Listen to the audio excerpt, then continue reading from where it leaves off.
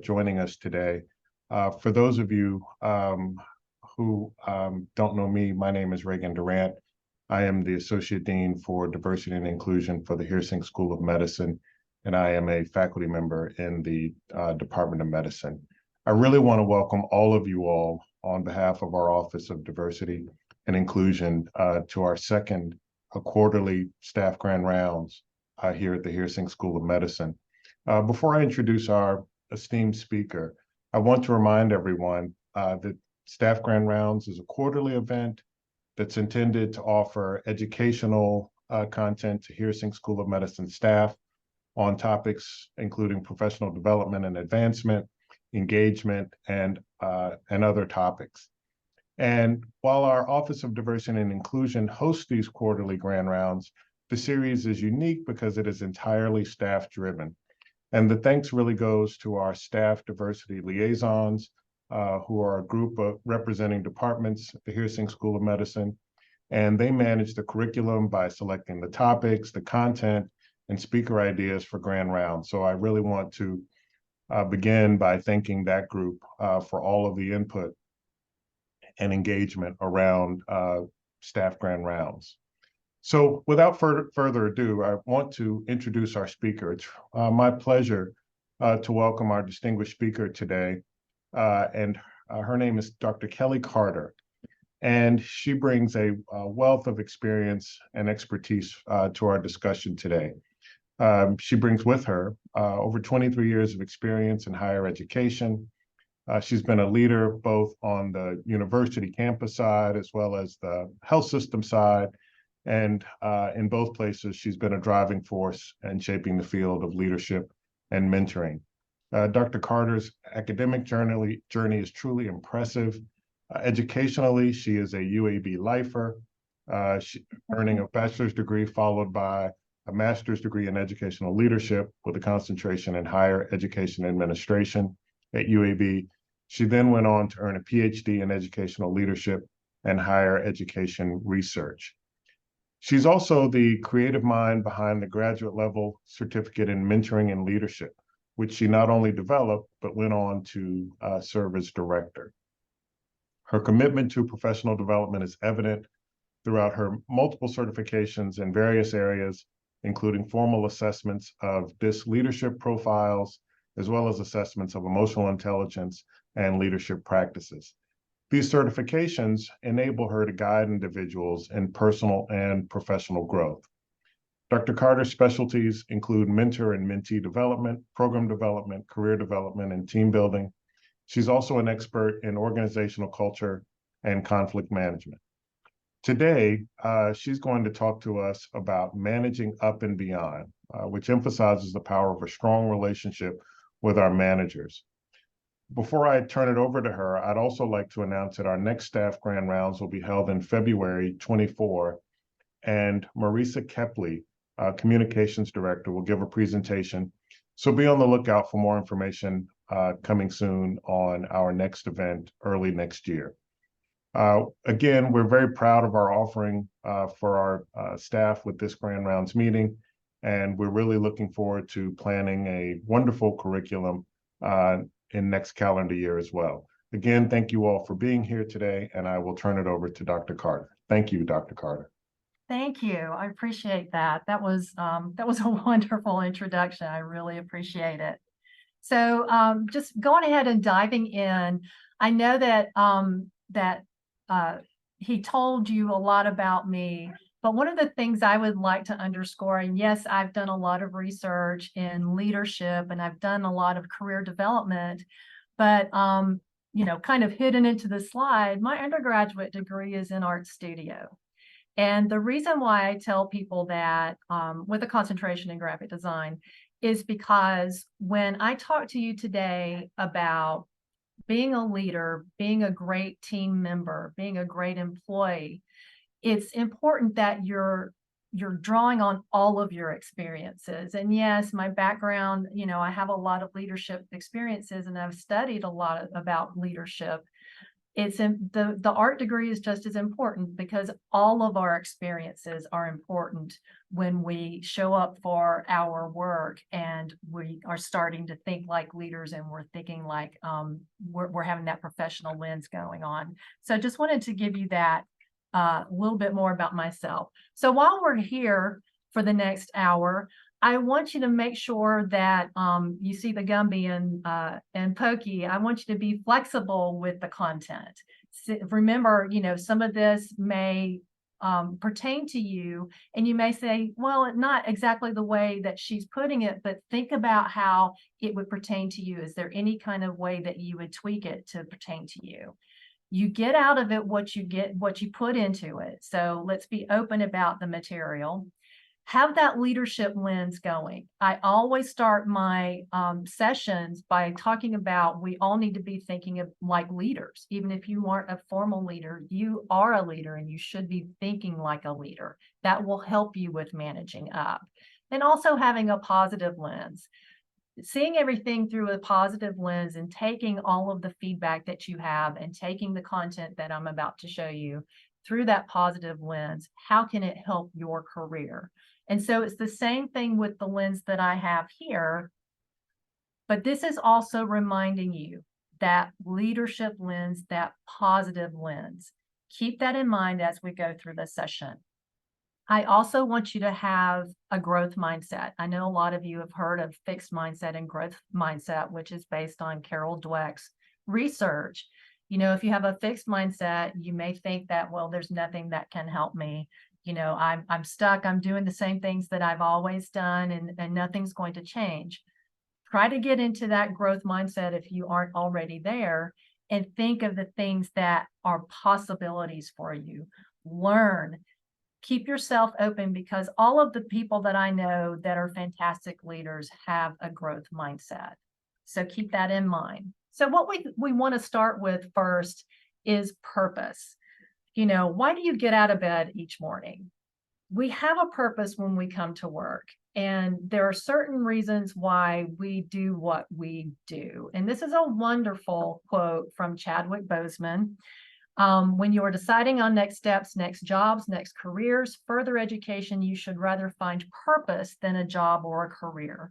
Purpose crosses disciplines. Purpose is an essential element of you. It is the reason you are on the planet at this particular time in history. So going a little bit further than that quote, here's another thing about purpose.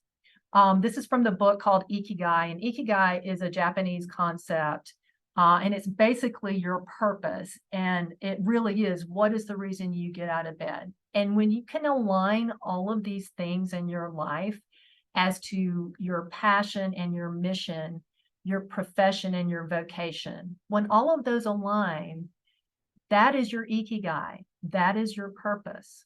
So as you're thinking of your purpose and why you show up at work, I'd like for you to think about it in 6 words. And I've done this before. Some of you may have already had this exercise, but I want you to go through it again. It'll only take you a minute.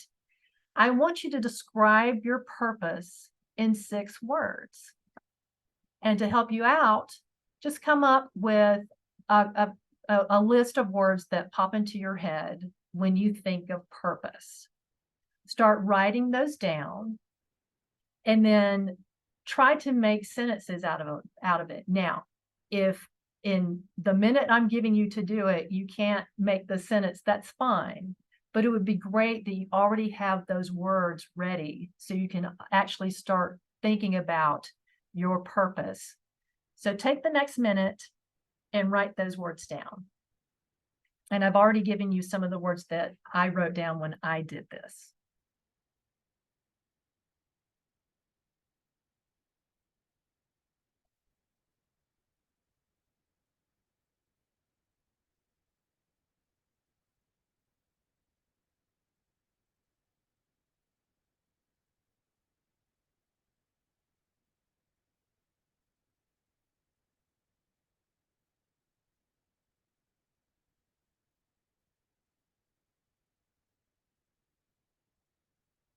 That when you have your say it in 6, if you would, if you like, would you put it in the chat?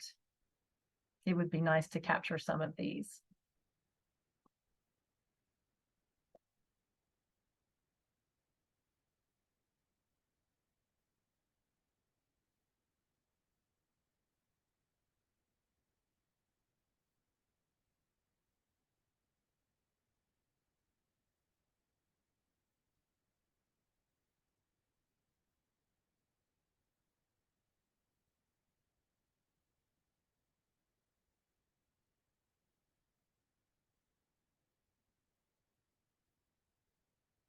Oh, wow. Improving well-being among those frequently overlooked. That's fantastic.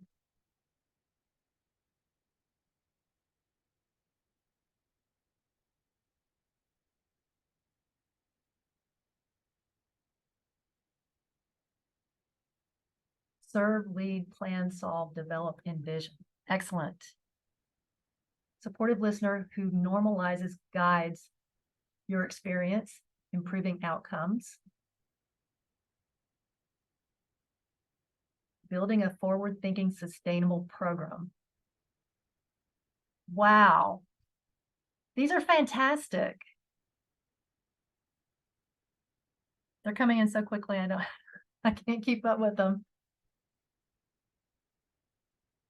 These are amazing. So please continue to put them into the chat, but so we can go ahead and move on. But look what you did with just a minute. You put that together in a minute. So you're truly kind of diving into your purpose.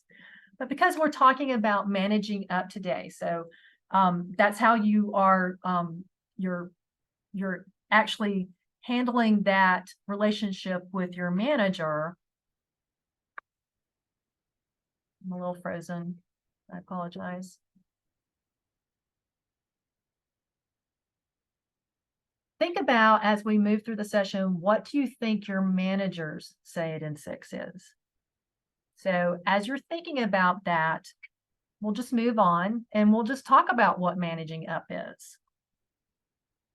It is managing the relationship with your boss, that's simply put, developing and cultivating a productive working rapport with your boss, learning your boss's management, leadership and communication styles and preferences, increasing your awareness of your own work and communication style and preferences. So managing up is that soft skill centered around using traits of a good manager. Remember, I told you to have that leadership lens, look at everything through that leadership lens to help you bring out the best in yourself as an employee. And the reason why we want to do that is that we want to have rich experiences at work. We want to have that great professional satisfaction with what we do at work and how we show up. So how can managing up impact your career? Not speaking up about your needs can lead to burnout, and there's nothing wrong with speaking up about your needs. Collaborative decision-making can build mutual respect and trust. Knowing your boss's preferences helps you meet expectations. Connecting with your boss helps you better support them. Anticipating your manager's next move helps to avoid surprises. Engaging in two-way communication provides value all around. Having your efforts misperceived can mute career development. Seeking to lighten your boss's load helps everyone win. And I bolded that particular statement because when you're lightening your boss's load, I want to talk a little bit about delegation. You know, if something's being delegated to you, that means that your boss is able to go on and do other things, but you're also developing another skill. When you're getting those skills for that particular thing that your boss has entrusted you to do, that's a win-win for both of you and the organization. There's a little bit more with this. Being mindful of how you're perceived helps to highlight your contribution. Developing relationships with your leaders ensures your voice is heard. Displaying leadership skills will inspire your manager to better guide you. Proactively informing your manager can lead to more growth and autonomy. Being accountable and self-directing builds trust and empowers you. Communicating your value can help you move up faster. So that's understandably, you want to communicate your value, at just like you also want to be valued. That's the best feeling, and it actually feeds into motivation and your purpose. So this is what managing up is not. Going above your manager's head to have your ideas heard. Flipping the script and trying to manage your manager instead, because you can't control someone else's behavior. You can only control your behavior. Judging or evaluating your manager's behaviors or abilities. Trying to mold your manager into someone different. You cannot change your manager's behavior, remember, just like you want somebody to change your behavior. What managing up is: understanding what your manager wants to achieve, developing a positive and productive relationship with your manager, learning and adapting to your manager's communication style and way of working, communicating your own preferred work and communication style, anticipating your manager's needs. So the principle of managing up is understanding. By gaining an awareness of what your manager's goals are and how your manager operates, you can nurture a healthy relationship that is beneficial to not only both of you, but also the larger organization. Now, I know I said that this is a soft skill, and it's something that you have to work on. It's something you have to be intentional about, but it's important to understand that you're looking for something that's helping you, that's helping your manager, and therefore helping your organization. So here's a reflection. Think of a great manager you have worked with, and then think of a not so great manager you have worked with. When you compare the relationships, what differences come to mind? So again, I do a lot of reflections with these. So take a minute and just reflect on it. You don't have to put it in the chat. Just reflect on it.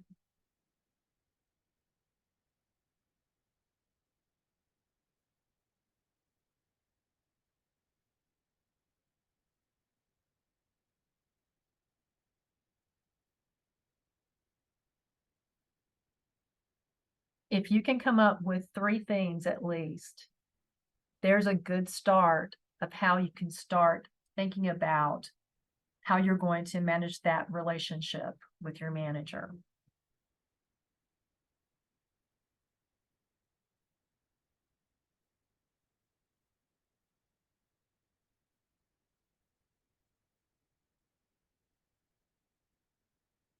So how do you manage up? I've taken things from several resources, and I'll provide those. I don't have the slide at the end, but I will provide them to the team here. And if you have, or you can actually reach out to me, I'm happy to help you with that. But try using the traits of a great manager to support your own manager. So think about that. Remember, going back to the lens when I said, think about a leader, think like a manager. Use that lens and use those traits that you just wrote down about the great manager and how you can actually get that relationship and make it and improve that relationship with your manager. So number 1, be caring. Managers who care take time to get to know the individuals on their team, understand their strengths, understand who they are, what they're good at, what they really like to do, and what value they bring to the team. They're coaches. They provide useful, honest feedback to your manager. So acting like that manager, provide that feedback. Communicating, understand your manager's preferred communication channels. There is nothing wrong with sitting down and saying, hey, this is how I like to be communicated with, and coming to an understanding about that. It'll make everything so much better. We all know that a lot of times the things that are breaking down in a relationship, especially at work, can be probably traced back to communication. And so think about that. If you're open and honest about how you communicate, that will actually get ahead of a lot of things, a lot of problems that may be occurring. Development. While your manager looks out for your career development, find ways to support and acknowledge theirs as well. So we're moving kind of into this thought of being collaborative within the relationship. Emotionally resilient. Use your EQ, your emotional intelligence, when your manager is under pressure and experiencing change. We've all gone through change. You may be going through a change right now. It can be scary. And that doesn't mean that your manager isn't scared as well. I mean, that these are things that are difficult. So when you're looking at change, be very emotionally intelligent about it and see how you can help collaborate and make it through the change. Be a part of that change. And that way, that trust, that rapport that you're trying to build with them will help with that. Fair treatment. Give your manager positive feedback when they engage in fair treatment as a way of enforcing this behavior. Foster innovation. We hear a lot about innovation here at UAB, and it's very important to foster that innovation. Part of that is, sometimes we're going to fail. So make sure that those failures, using that growth mindset, make sure you're learning from the failures, because that's where innovation comes from, that you're at least learning if it is a failure. And then celebrate the achievements and letting your boss know you value autonomy. Overall manager effectiveness. How are you making your manager feel valued and share in mutual success? So I appreciate, as an employee, being valued. I appreciate it when my boss shows how much she values me. But in turn, I want to show her how much I value her and what she brings to the table as well. Results oriented. Support your teammates in maintaining performance standards and meet those standards. If you constantly meet those standards, I'm going to bring up something else that is going to feed your personal brand. It's not just going to feed your purpose and how you show up for work. It's going to feed your personal brand. And what I mean by personal brand is that other people will notice, hey, they always meet their standards. They always come to work. They always set these priorities and they meet them, or at least try to meet them. When they don't, they find a way to meet it in another way, and they're very productive. That feeds your personal brand. And if you don't think people are noticing, believe me, they are. Please keep that in mind. Technical capability. If you have greater technical capability than your manager, take the time to give them support in those areas. And then vision and goal setting. When your manager knows you understand and how your role contributes to the company's success, they can focus on results. So that's an important one. If you understand that role, then you know how to show up. That's part of how you show up. But if you don't understand that role, it's fine to get down and talk to your manager about it. There's nothing wrong with one-on-ones. You should be having one-on-ones about that, and just make sure that you understand your role and your expectations. The key to managing up is being proactive and intentional. That's the one thing that a lot of people don't understand. It could mean like, well, my work speaks for itself. And that I'm not saying that it shouldn't, but being proactive and intentional about it to make sure that you're being collaborative in your own career, that's very important. And some of you, if you're not used to doing that, it may take a little practice to do that, but that's fine. Go ahead and take that initiative and do it. So then, reflecting on your similarities and differences with your manager. Think about communication styles, your work styles, your priorities, your most productive times of the day, your preferences for giving and receiving feedback. And then think about how you would manage up. So I want to talk to you a little bit about feedback. A lot of times people will say, I don't like feedback. And sometimes you can say, well, it's always negative feedback. I want you, and I know you're going to get sick of me saying this, but using that positive lens. Take that positive lens. This is what I do. Take that positive lens. Whenever you do receive feedback, and it may hurt a little bit, but take it and put it through that positive lens. Okay, so they told me this. How am I going to use that positively? How is that truly going to help me? Being the receiver of feedback that's the most important thing. A lot of times we will just focus on the person giving the feedback, but being that receiver of feedback and understanding that there's positive intent, or taking it as positive intent, take it as you will and say, hey, this is how I'm going to change. You may not want to share that with them, but this is how I'm going to change, or that I'm going to use that and it's going to help me do this. So think about that when you're receiving feedback. And then of course, after you've looked at these and your differences and your similarities with your manager, how would you manage up? So take about a minute, reflect on that, and just write a few thoughts down.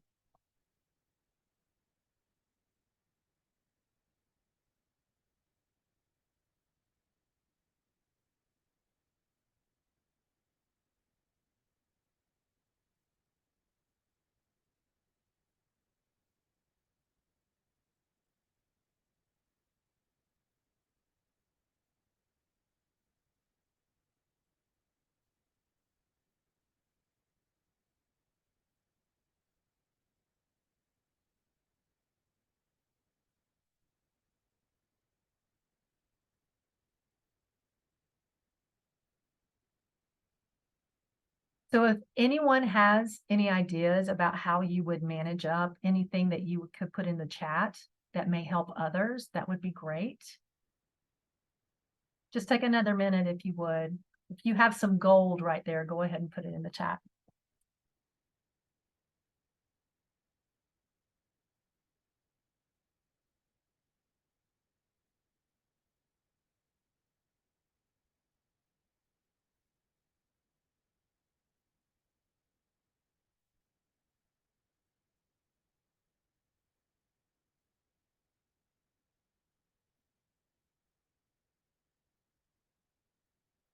Communicate early and often.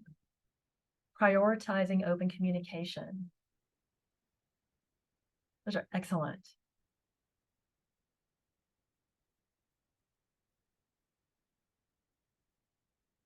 Create an environment that is comfortable to be able to talk openly and honestly. Excellent. And psychological safety. Thank you for bringing that up. Establish regular one-on-one meeting.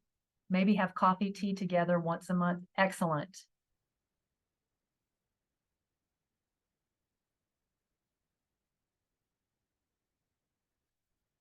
Yes, psychological safety humanizes us as employees. Thank you, Lawrence. Remain open and don't hold thoughts in. Great.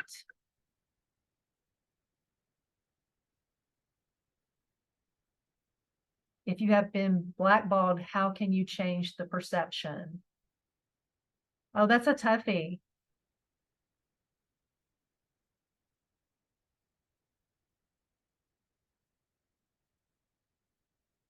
I would suggest having that one-on-one. Of course, I don't know all the context to this, but I would suggest having that one-on-one, because when it comes to perception, we all know we have different perceptions. I see that there are 90 participants on this. We all have 90 perceptions of things. So I would suggest having that one-on-one. I am also going to suggest that I am happy to talk to you. If you would like to reach out to me, I'm happy to talk to you and anyone else who's on this. If you want to talk to me about some things, absolutely. The one-on-one will work for blackballing. Yes, thank you. If you're not having regular one-on-ones, I need to encourage you to do that. And there's nothing wrong with asking for one-on-ones. It's one of those things that sometimes we feel as employees that, you know, we only need to talk to our bosses when it comes to our annual reviews. And that sometimes that we can be blindsided.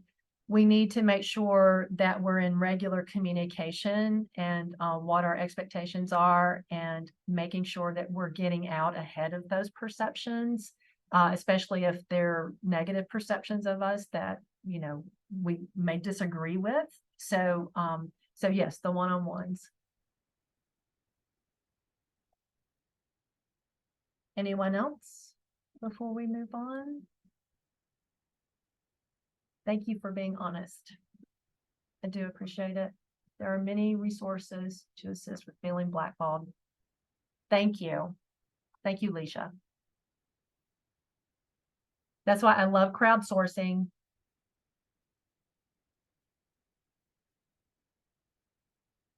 Okay. Let's move on.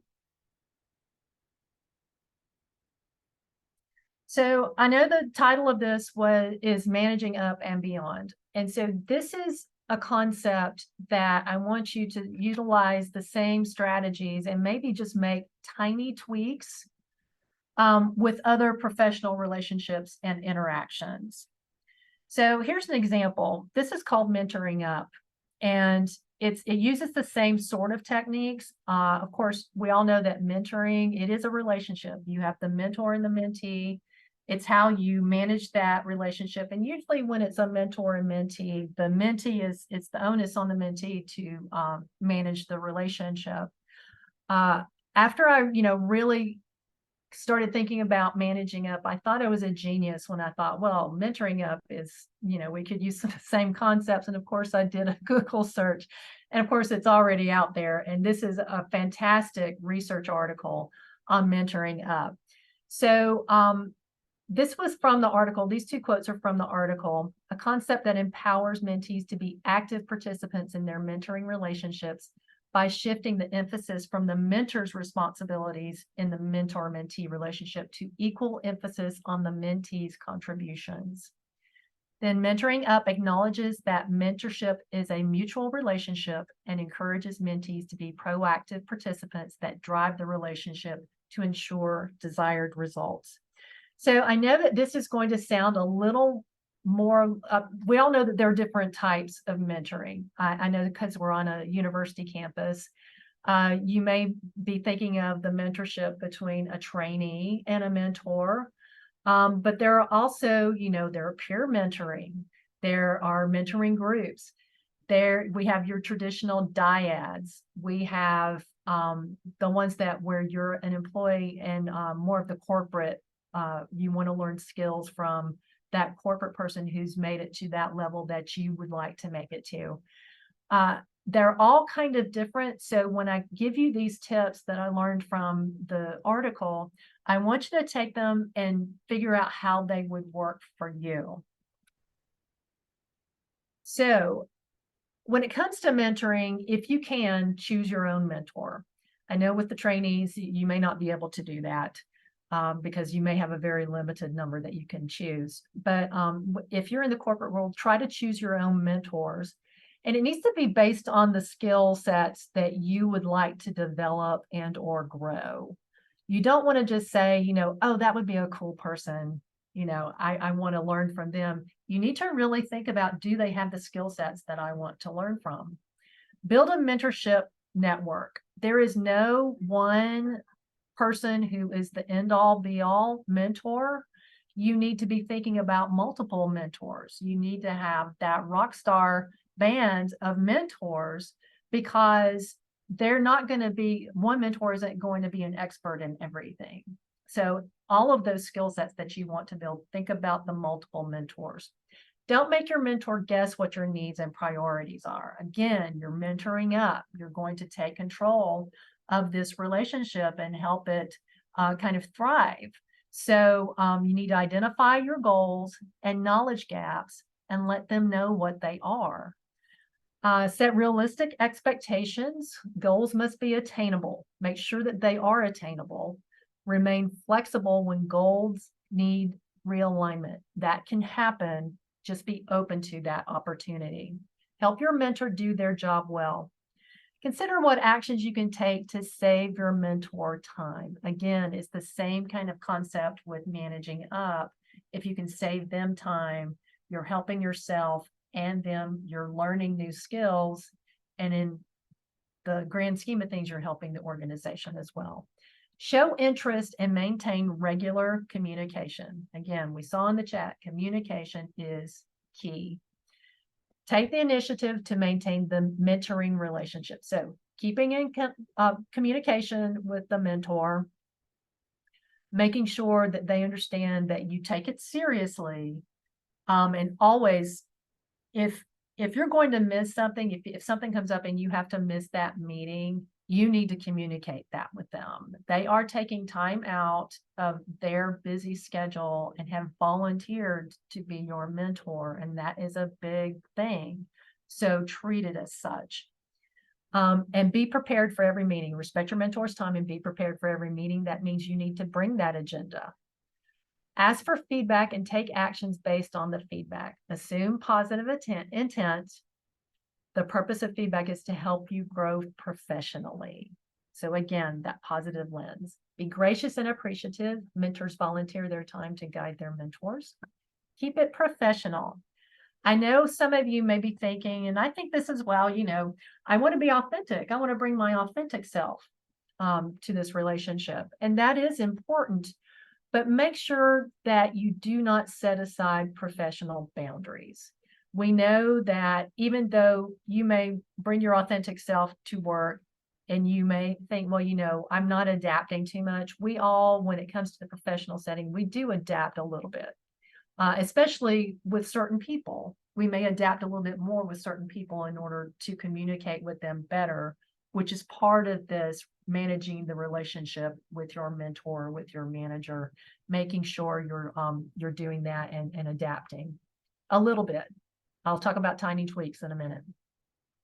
When it is time to move on, be sure to end on a positive note. So not a lot of people understand that there is a life cycle to a mentoring relationship. It may, at the end of the relationship, you're cultivating it, you're getting to know each other, you're managing it, and then there's going to be a time where you either end the relationship or you redefine it. You may take on different roles. You may be peer mentoring each other. So be open to those opportunities of how you want this relationship to progress and possibly end, but become something different. And when it is time to move on, make sure it ends on a positive note. Express your gratitude for the experience, because I know that sometimes people will say, I didn't have such a great experience with my mentor.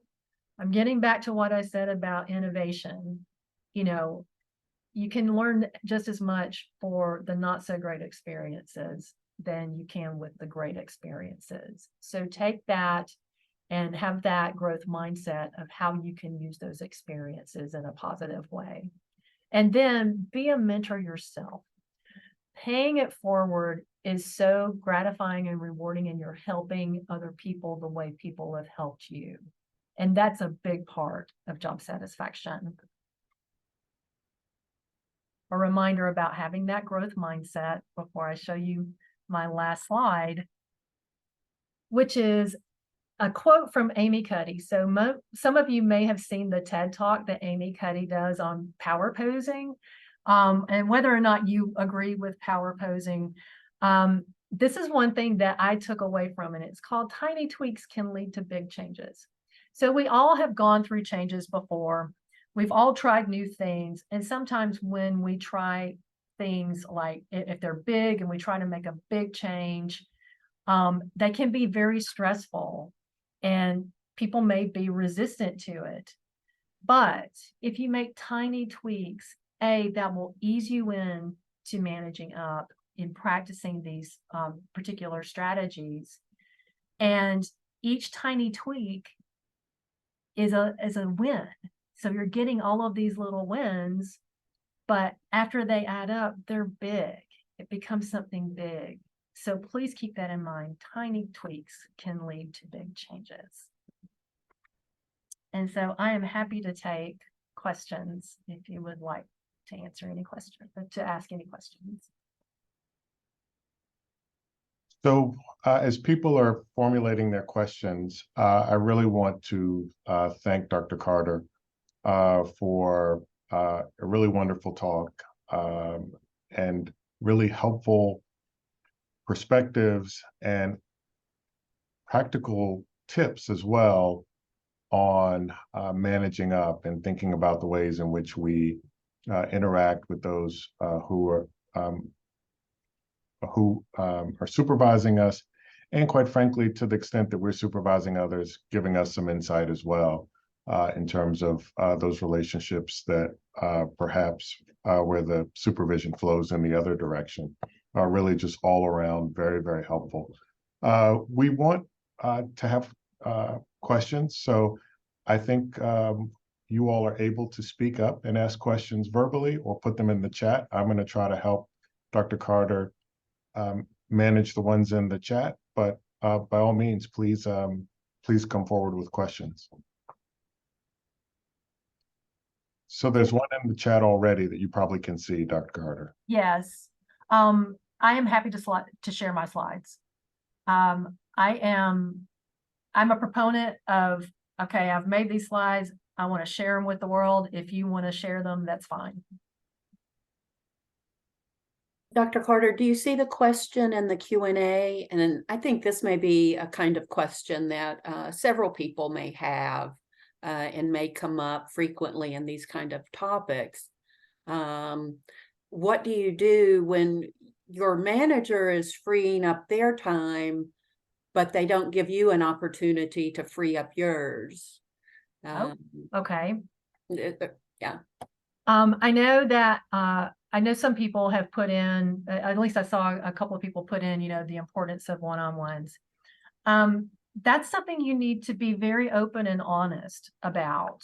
If you're not getting the time to do things, then you need to bring it up. And there's this thing called scope creep or job creep, where especially when we're in a particular job and because we're becoming more proficient with things, then we may have things added to us, add more responsibilities, and it can get to a point where we're a little more, okay, I'm getting a little overwhelmed. I need to free up some time. So, am I answering this question? Did I understand it correctly? I think so. I think so. Are there tips on how to have that conversation, some talking points?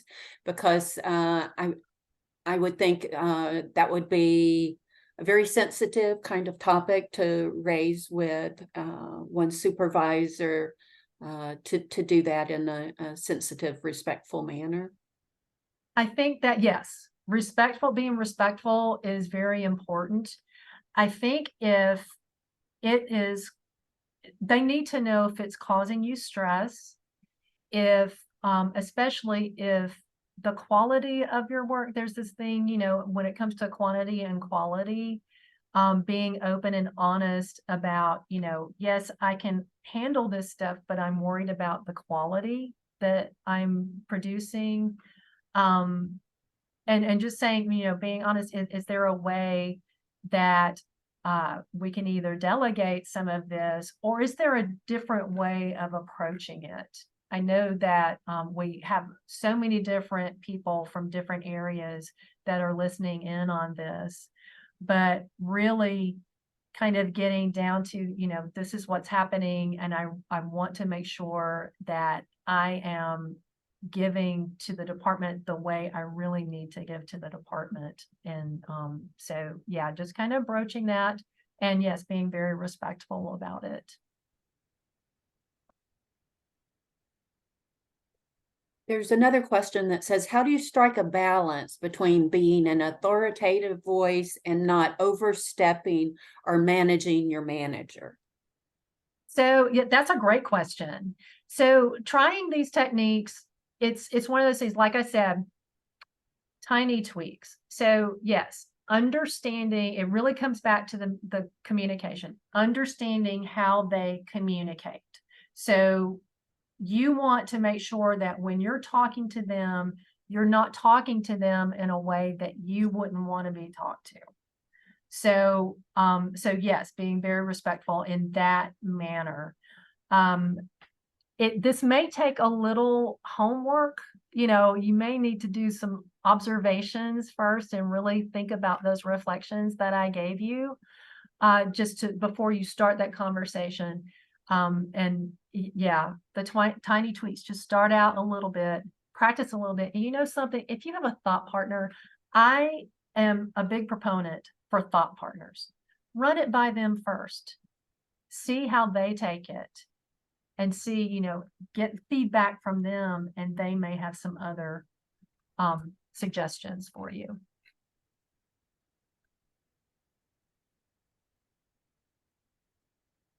I don't see anything new in the Q&A or the chat, so I actually would like to ask a question, Dr. Carter. Sure. So in on the academic side, oftentimes when there's a mentor-mentee relationship, there may be a formal document outlining sort of what the respective expectations are of mentee and mentor. Obviously, for any of us, when we're in a role, there's a job description, but oftentimes that's sort of broad strokes and may not more granularly define expectations. So I'm wondering, in the context of staff, what's been your experience with sort of more formal written guidance for those relationships with manager and direct reports?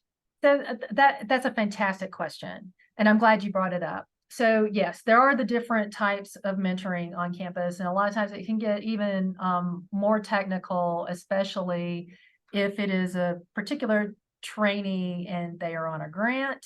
And so there are expectations for the grant, and then there are expectations for the mentoring relationship. And so you're trying to navigate those. But when it comes to a staff member, I try to steer clear of like the formalized things. I know that there are certain expectations that need to be met. And again, we need to make sure they're being met. And if they're not, we need to bring that up. But one of the things that I like to do if I'm starting a relationship, a mentoring relationship with someone, I like to have something called an assumption hunt. And we just go in with our assumptions. What are our assumptions about each other? And what are our assumptions about what this relationship is about? And you can learn so much from that. And then you can actually say, hey, these are the assumptions that I have. And you can go by line and say, okay, I'm not going to do that. And I know this is going to sound silly when I say it, but, as the mentor, I'm giving you an example. As the mentor, I know you just said you want me to text you instead of calling you or emailing you. That's not going to happen. I'm not going to text you. We're going to have it in an email. And then if you email me, you say you want me to answer you within an hour. I'm not going to do that. I'm going to be at least 24 hours. It's those kind of assumptions. And I know that was a little kind of a silly thing, but I brought that up because that actually happened to me. But yeah, having that assumption hunt, make sure that if you're saying that, okay, we're going to agree to these, to these expectations, what we want to do. I wouldn't necessarily make sure of what you call it. That's what I would say. Just say, we have certain expectations that need to be met. And if they're not, then okay, it's time for a one-on-one and say, why aren't you meeting these expectations? And kind of getting down to that. I know that was a long answer for your question. No, that was terrific, because clearly there's a different perspective as it pertains to staff, and so that's I think that's very helpful for me, and hopefully for others as well. So it looks like there is another one in the Q&A. Okay. And is there some kind of staff specific? It says IDP. I'm assuming this is individual development plan. Mm-hmm. My department has a specific junior faculty mentoring program that includes an IDP, but I wonder if there is utility in developing something similar for all department personnel if they have interest in completing one with their supervisor, or completing, excuse me, that Right.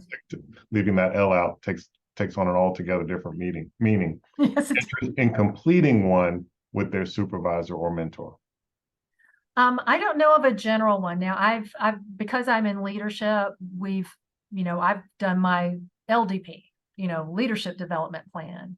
I'm sure there is an IDP for staff. That's one thing, that can be my homework. I'll see if I can find that one, or I can actually take the one that we have for an LDP and kind of adapt it to more of a staff.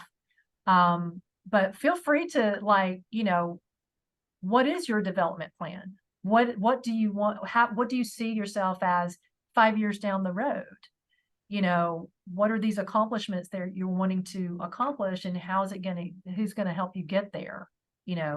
That will help you with those kind of questions. But I will do that and get back to you if you all can share with people, or they can contact me again directly. I'm happy to talk to anybody about this stuff. If you can't tell, I love this stuff. So. Thank you, Kelly. We'll share with all the participants when we share your PowerPoint. We can also share the form you develop. Okay. But I believe there are resources available for when you complete your annual evaluation that shows some IDPs that you could use. And someone just put that in the chat for us. Oh, that's awesome. Yes, I see it. And I think that is a wonderful idea for everyone to complete an IDP, to go over it with their supervisor. That can be important. I agree. Everything for everyone. I agree. And whoever brought that up, thank you, because guess what I'm adding to this now? I'm going to add this to my presentation now, which is why I love crowdsourcing from other people. I learn just as much from you all than I hope you're learning from me.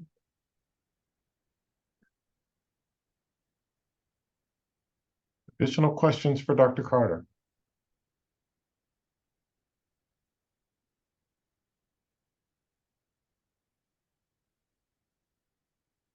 Okay, well, Dr. Carter, again, I really want to sincerely thank you for joining us today and presenting at our staff grand rounds. It really has been, as I said earlier, and as I think has been echoed by others in the chat, a really informative discussion in terms of content, but really paired nicely with practical guidance on how to implement or utilize a good bit of the information that you shared with us. And so we're very appreciative of that. I also want to thank our ODI team that helped to put this event together, Dr. Leisha Holgren, Mary Hiller, and Mary Ashley Cannavaro. Thanks to the three of you for all of the work that you all put into making this event possible. Our Senior Associate Dean, Mona Fawad, couldn't be here today, but she, I know, will be sorry that she missed such a wonderful talk as well. With that, again, thank you all. Look for announcements about our next staff grand rounds in February 24, and you all have a good afternoon. All right. Nice meeting everyone.